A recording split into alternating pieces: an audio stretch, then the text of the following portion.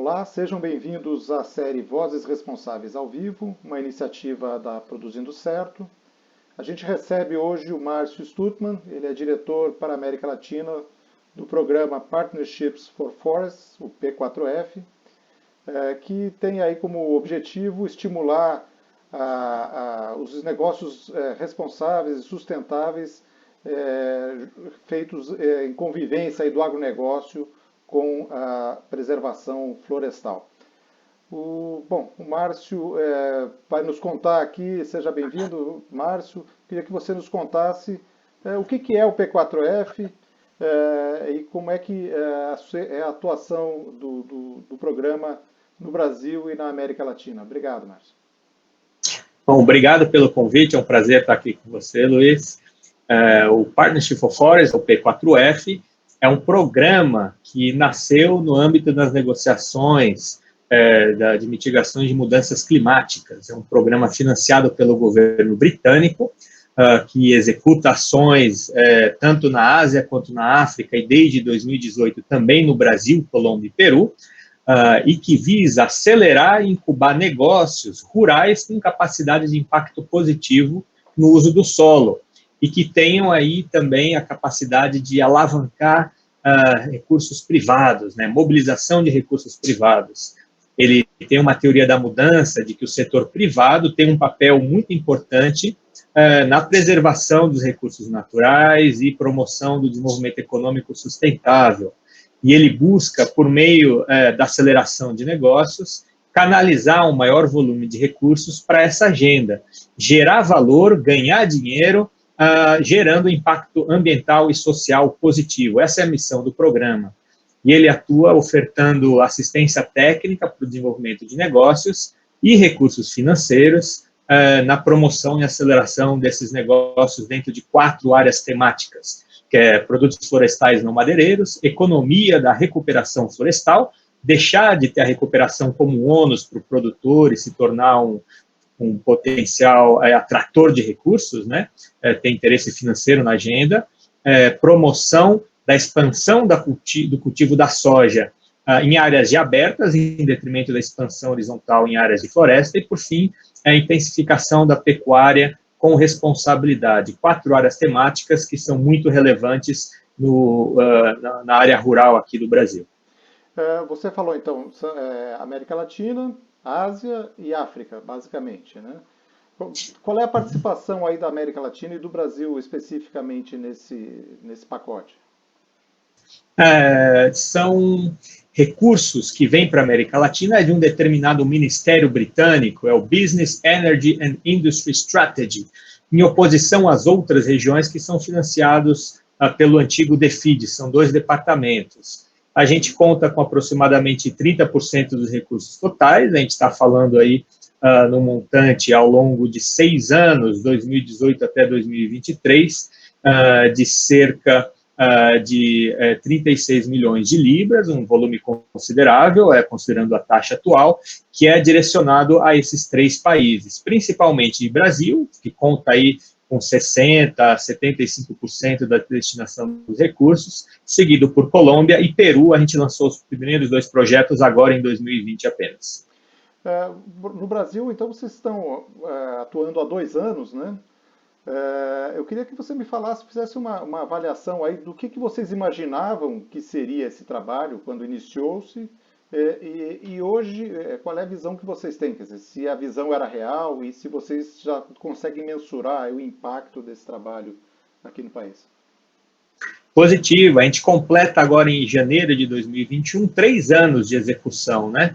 Tivemos aí uns primeiros 3, 4 meses de fase de desenho, montamos um plano de negócio que foi aprovado pelos financiadores e partimos então para a execução. São hoje, se não me engano, 12 propostas aprovadas no Brasil em execução, a maior parte delas visando a comercialização de produtos ou serviços, como falado, cujo meio de produção consegue ajudar a resolver problemas socioambientais, além de gerar riqueza.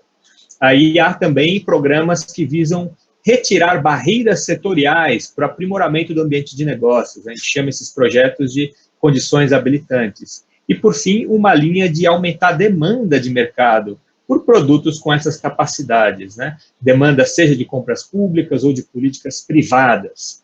A gente recebeu inúmeras propostas, acho que uma taxa de 10 recebidas para cada um aprovado, ou até mais, então uma taxa de rejeição grande, o processo é bastante competitivo e a gente vai a fundo na análise das propostas. Então, desculpa te interromper, essa é até uma pergunta que eu ia te fazer, quer dizer, como é que é feita essa seleção? As empresas, as entidades que apresentam suas candidaturas e aí o P4F analisa e de que forma analisa? Né? Justo, a gente tem um portal aberto, qualquer um pode submeter propostas, e a gente recebe as propostas e identifica aquelas que teriam maior potencial de decolar, segundo os critérios do programa, que tem uma ambição grande em termos de área, então quanto maior impacto em área, melhor, quanto maior capacidade de atração de recursos privados adicionais, melhor, que pode ser via crédito público, via crédito de bancos comerciais, aumento de vendas, atração de investidores de impacto ou outros tipos de investimentos. Precisa ter um nível de maturidade mínimo para que consiga entregar esses impactos esperados dentro do horizonte da vida, né, do programa. Então, não pode ser uma ideia muito inicial. No meio rural, as coisas levam tempo para acontecer no campo, então precisa ter um nível de maturidade. Precisam ser aderentes, né, às áreas temáticas do programa. E um caráter transformador, quanto mais melhor, um caráter de adicionalidade. A gente gosta de ver aonde a gente agrega mais valor. Se é basicamente aumentar a escala de um programa que roda 100 até 120, não agrega muito, mas se a gente está ajudando a transformar o modelo de negócios, a estruturar um sistema de atração financeira que vai mudar completamente, né, a forma com que o negócio vem rodando, isso tem mais atratabilidade. E na medida que a gente recebe as propostas, a gente não tem um processo de aprova ou não aprova. Existe aí uma fase de 3, 4, até 6 meses de desenho conjunto.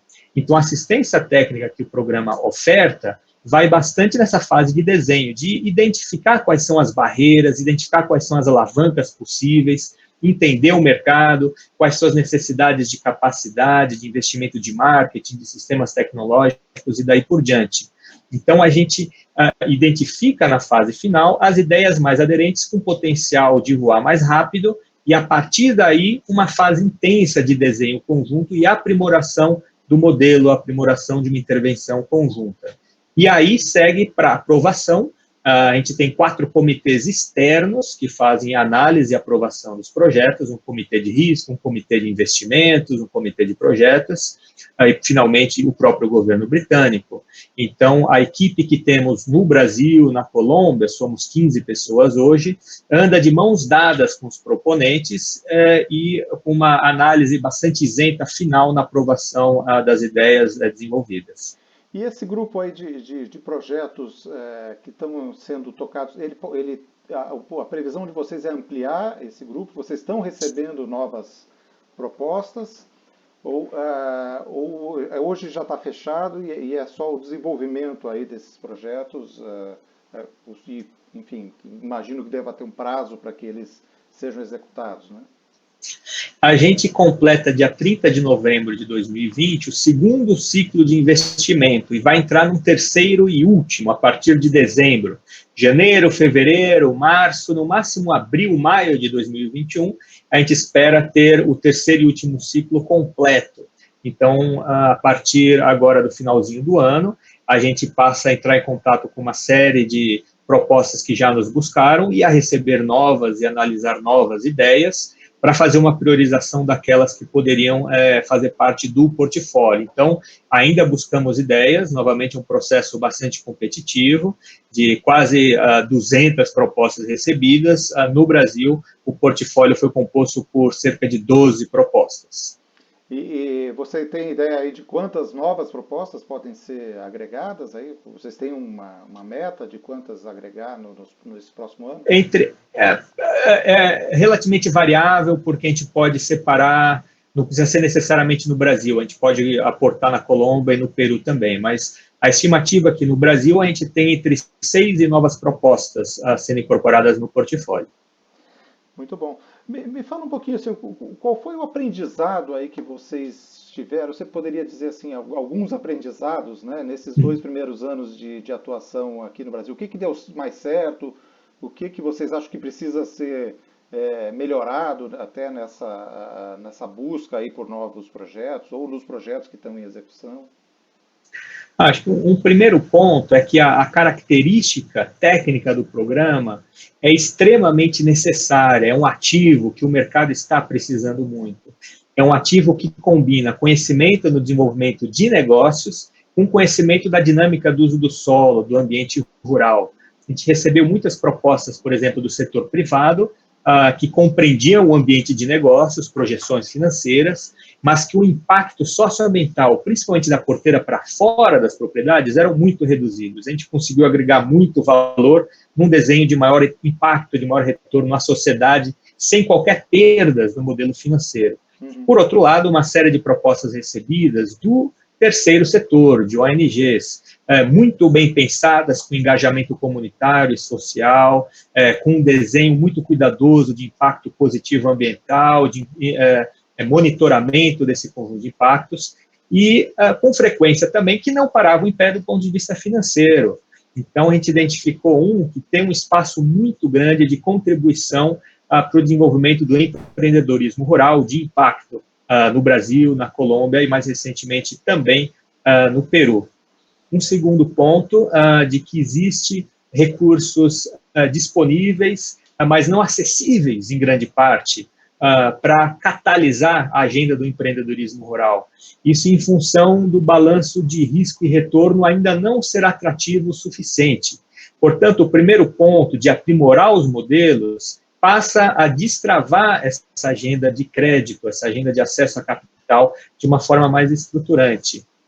Existe ainda a necessidade extrema de aprimorar os modelos financeiros, de combinar diferentes tipos de capital, conseguir de que recursos sementes, como esse que o P4F aporta, sejam integrados de forma mais orgânica em recursos públicos, em recursos de investidores privados, formando blocos de investimento mais coesos.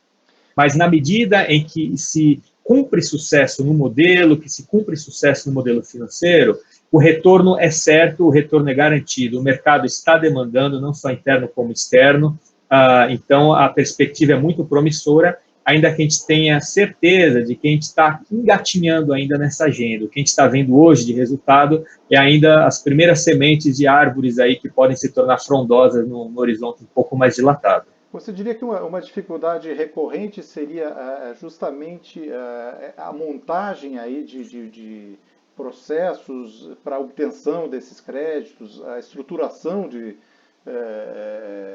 dessas empresas novas, jovens, ou mesmo das ONGs, para buscar esses recursos, já que eles estão disponíveis, mas não são acessíveis?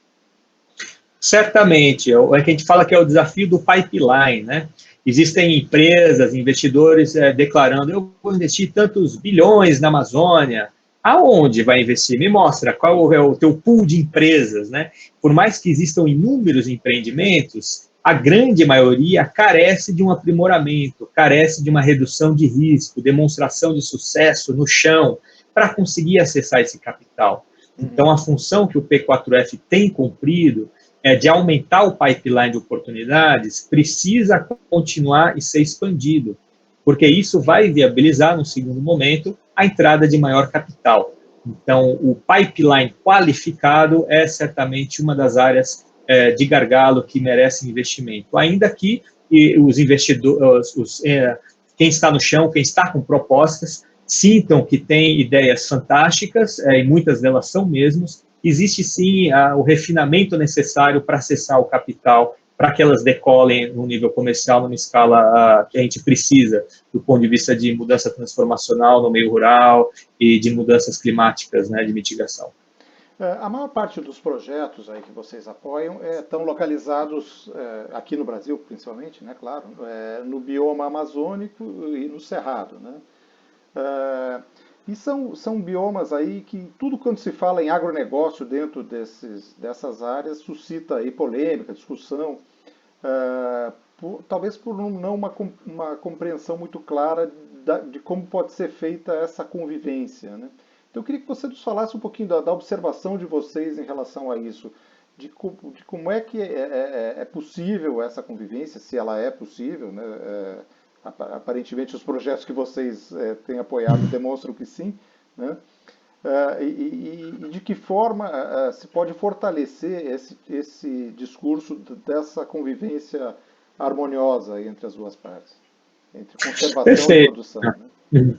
Acho que o ambiente rural é composto de diferentes paisagens, né? Cada uma com seus potenciais. Existem estados ou regiões dentro de estados que têm uma matriz florestal belíssima, formada, fechada, regiões do Amazonas, regiões do Pará e outros estados, aquele tapetão verde. Aquilo oferece um mundo de oportunidades atreladas a manejo florestal, a manejo de recursos florestais não madeireiros. No outro extremo, pega sudeste do Pará, pega o sul do Mato Grosso, existem áreas que foram convertidas de florestas para ambientes agrícolas há muito tempo, sem adequado manejo e que gerou muitas áreas degradadas. A produtividade cai, a pobreza aumenta. Existem oportunidades também nesse tipo de paisagem, que podem ser focadas no aprimoramento produtivo e podem ser focadas em agricultura regenerativa, em recuperação de florestas por meio de modelos econômicos. E no meio desses dois extremos, existem modelos de produzir e conservar, onde você tem fazendas pecuárias muito produtivas, que mantêm reserva legal, que mantêm APP, que tem como vizinhos um parque ou uma terra indígena. É um modelo de produzir, conservar. Você está conservando e você está produzindo ao mesmo tempo, de uma forma conciliatória, sem qualquer problema, sem qualquer briga, na verdade, com uma agenda de ganha-ganha, porque ambos os lados podem se beneficiar da presença de seus vizinhos distintos. Então, existe sim uma convergência possível, é necessário identificar a potencialidade de cada paisagem, a potencialidade ambiental daquilo que pode produzir, do solo, de acesso ao mercado, proximidade, complexidade da logística, e essas fórmulas apontam, né, qual que é a oportunidade de fato. Ao você incorporar essas variáveis todas e ter um planejamento sólido com base na real possibilidade de escala comercial, consegue-se desenvolver produtos com uma qualidade e inclusão social, impacto positivo. Então, é plenamente possível, sim, conciliar essas agendas, muito mais fácil do que muita gente imagina, na verdade. Acho que existe um discurso inflamado, por vezes, pela falta de informação, pela ignorância de dados, literalmente, porque os exemplos estão aí, existem muito mais empreendedores, muito mais comunidades engajadas numa agenda proativa, positiva, do que aqueles que buscam o conflito e que buscam a divergência como fonte de recursos e de negociação em diferentes níveis, né? Quer dizer, um dos caminhos seria justamente a intensificação da produção nas áreas degradadas, áreas que já estão abertas, né? Como um caminho para manter as áreas conservadas, preservadas, intactas, né? Sem dúvida. E a demonstração de que o valor do investimento nessas áreas já degradadas pode ser menor do que abrir uma nova área, né, para a produção. Justamente, o aprimoramento do modelo produtivo é central para a manutenção dos recursos naturais existentes, né? Eles andam de mãos dadas. Na medida em que você consegue um maior retorno numa melhor área, você tem condições de olhar para a sua APP, tem condições de olhar para a reserva legal, você aumenta a qualidade de vida sem degradar o solo. Então, é um casamento possível e que já ocorre, né? Na pecuária isso é gritante, porque o gap de produtividade do modelo normal para o possível é muito grande, mas mesmo na soja isso também é possível, em menor escala. A gente fez uma série de modelagens que apontam para custos muito parecidos da expansão da soja em áreas de floresta para a expansão em áreas de abertas, pelo custo de domesticação do solo, etc. Neste caso, que é o foco, a estratégia do programa, a necessidade de desenvolver mecanismos financeiros que tornem a expansão em áreas abertas mais atrativa do ponto de vista financeiro. Mecanismos de crédito, remuneração, acesso a mercados mais exigentes e daí por diante.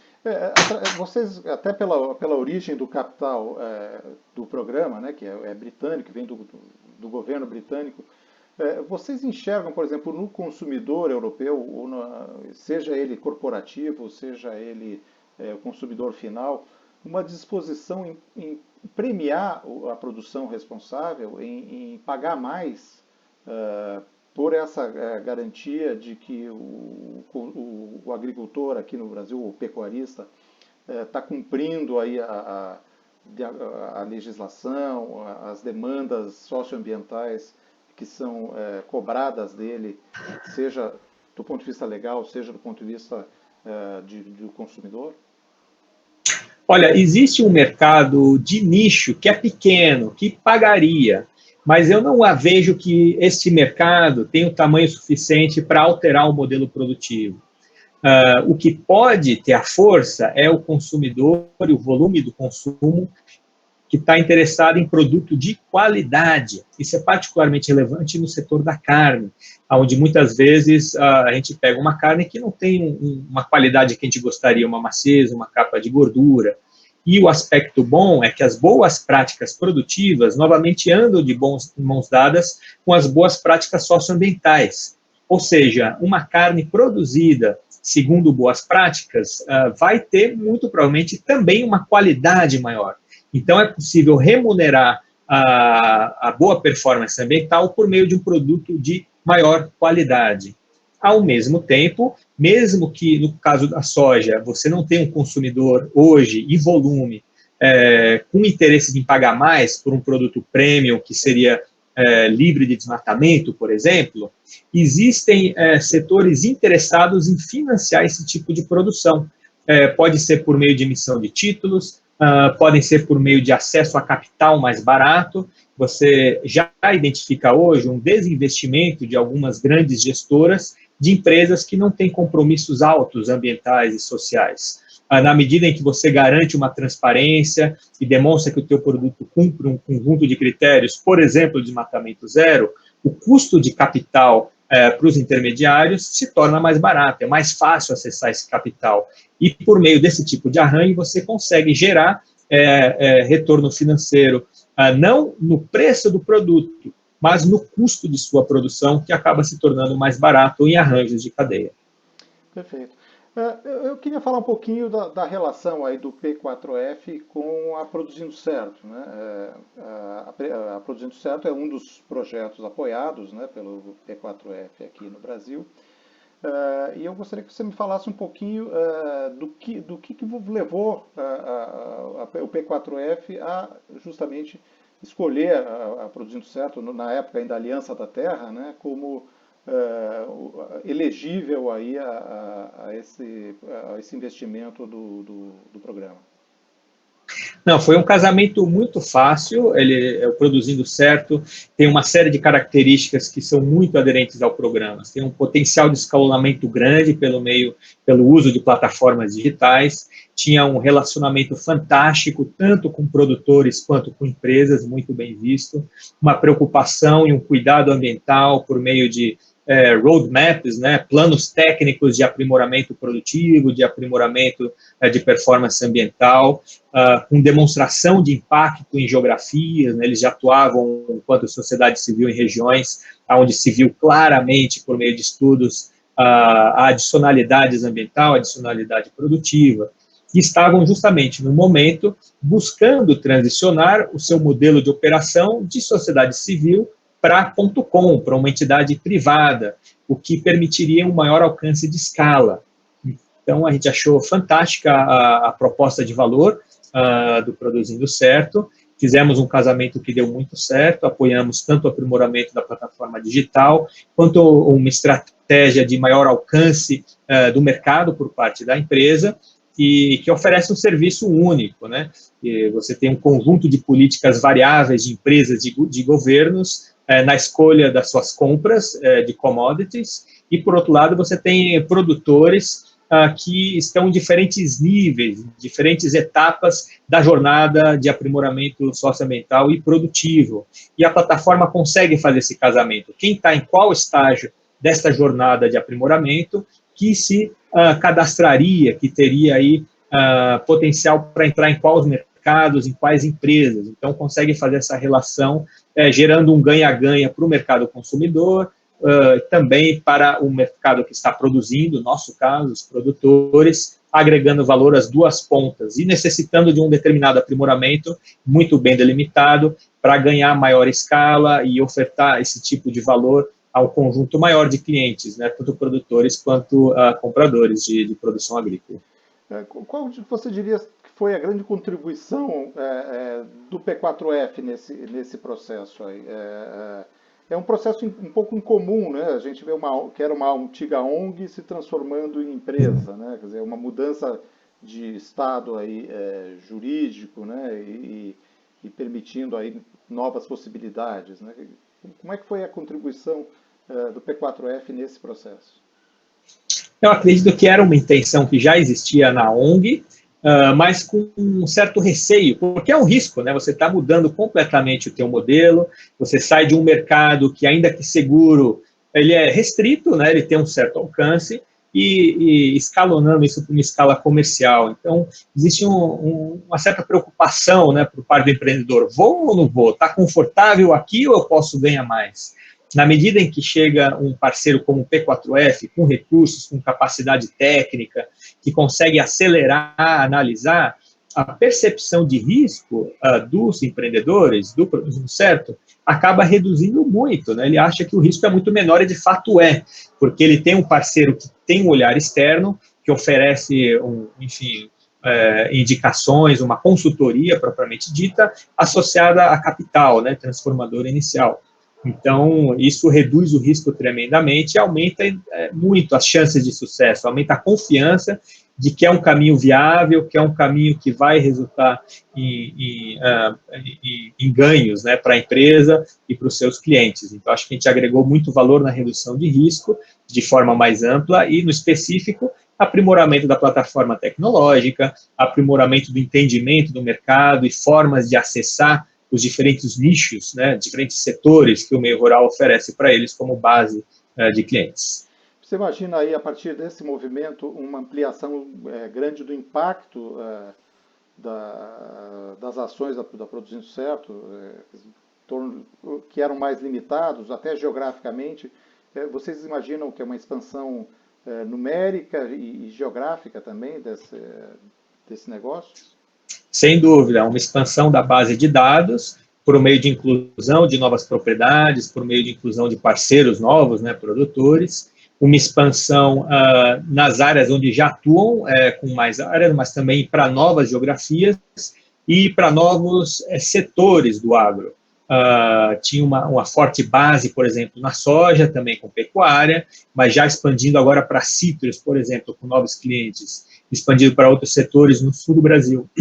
Então, sim, a expectativa é que esses aprimoramentos, essa transição de sociedade civil para a empresa privada tenha um ganho muito grande de escala em termos de parcerias de produtores, em termos de parcerias de compradores, e de gestão melhorada do uso do solo, porque você passa a ter muito mais propriedades sob monitoramento, recebendo apoio técnico para aprimorar sua gestão socioambiental e produtiva.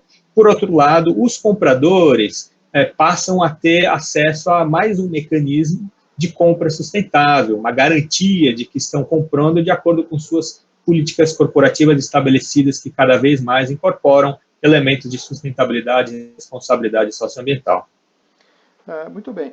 Bom, para a gente finalizar, eu queria voltar um pouquinho no tema aí dos próximos anos do P4F, né, até mostrando hoje, assim, se eu tenho uma iniciativa, uma empresa e desejo me candidatar, quais seriam aí os principais atributos que vocês buscam nessas empresas para eu saber se eu devo mesmo me candidatar? E o quanto eu tenho que, já de início, estar preparado para ser olhado aí com lupa por vocês, né? Bom, precisa ter uma capacidade de impacto grande, dependendo do setor, 5 mil, 10 mil hectares de impacto para cima. Quando a gente fala na área de recuperação florestal, a escala é menor, porque é muito mais custoso, é mais difícil. Mas, via de regra, a gente olha em áreas maiores que 10 mil hectares. uma capacidade de atrair capital muito grande, ou seja, seu modelo tem que ter capacidade de ganho de escala e retorno comercial muito grande, ao ponto de atrair interesses comerciais de investidores, além dos seus clientes típicos, né? Você precisa estar dentro de uma dessas áreas temáticas, né? A pecuária, soja, não madeireiros e recuperação florestal.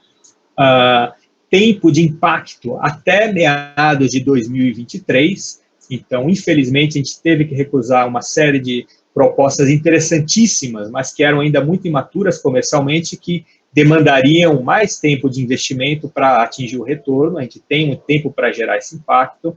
Existe necessidade de demonstrar capacidade gerencial, sistemas, recursos humanos, isso ganha ponto também dramaticamente. O teu modelo de negócios tem que fazer sentido, tem que entregar impacto positivo, tem que engajar comunidades, tem que agregar valor a diferentes pontas e não apenas para dentro da porteira. Enfim, e somos bastante exigentes, é necessário salientar isso. A gente utiliza recursos públicos britânicos, então a transparência é total, o nível de exigência na execução financeira, na execução técnica é bastante alto, não só na fase de desenho das intervenções, mas também, principalmente, quando da execução, né, com auditorias externas e tudo. Então, estejam preparados para uma jornada árdua, mas que tem demonstrado altíssimo resultado, ou seja, compensa, ao final das contas, quando há aderência a esses critérios todos. E de que forma os interessados podem entrar em contato com vocês e apresentar essas candidaturas, Márcio? Bom, pode enviar mensagens diretas para mim ou para algum membro da equipe, assim como entrar no nosso portal da internet, que tem um campo aberto para submissão de propostas. Ideas Wanted, né? Procuram-se ideias.